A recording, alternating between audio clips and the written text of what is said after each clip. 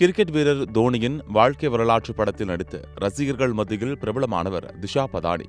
பிரபல பாலிவுட் நடிகைகளில் ஒருவராக வளவரும் திஷா தமிழில் சூர்யாவுக்கு ஜோடியாக கங்குவா படத்தில் நடித்தார். மிக பெரும் பட்ஜெட்டில் வரலாற்று படமாக எடுக்கப்பட்ட கங்குவா ரசிகர்கள் மத்தியில் பெரும் வரவேற்பை பெறவில்லை.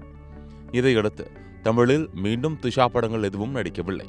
இதற்கிடையே 33 வயதாகும் திஷா சுழற்பந்து வீச்சாளர் யுஷ்வேந்திர ஷாகலை காதலிப்பதாக தொடர்ந்து தகவல் வெளியாகி வந்தன. நடன இயக்குனர் தனஸ்ரீ வர்மாவை காதலித்து 2020ஆம் ஆண்டில் திருமணம் செய்து கொண்ட ஷாகல் மார்ச் 2025ஆம் ஆண்டு மனைவியிடமிருந்து விவாகரத்து வாங்கி பிரிந்தார். ஷாகல் மனைவியை விவாகரத்து செய்து 1 வருடம் கூட ஆகவில்லை. அவரை சுற்றி கிசுகிசுக்கள் எழுந்த வண்ணம் உள்ளன. அந்த வரிசையில் லேட்டஸ்டாக அவர் திஷா பதானியை காதலிப்பதாக கூறப்படுகிறது. ஆனால் ஷாகல் இதை முற்றிலும் மறுத்துள்ளார்.